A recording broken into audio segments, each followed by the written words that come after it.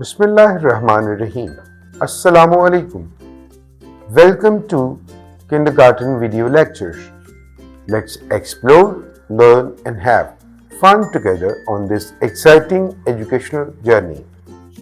Dear kids, today we will learn about ascending order and descending order. Ascending order means smallest to largest from 0 to 9, and descending order means largest to smallest from 9 to 0.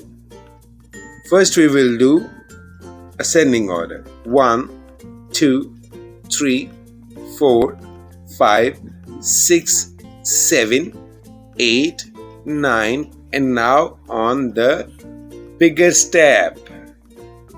Now we will count in descending order from the biggest step to small steps. 9, 8, 7, 6, 5, 4, 3, 2, 1. See you in the next lesson.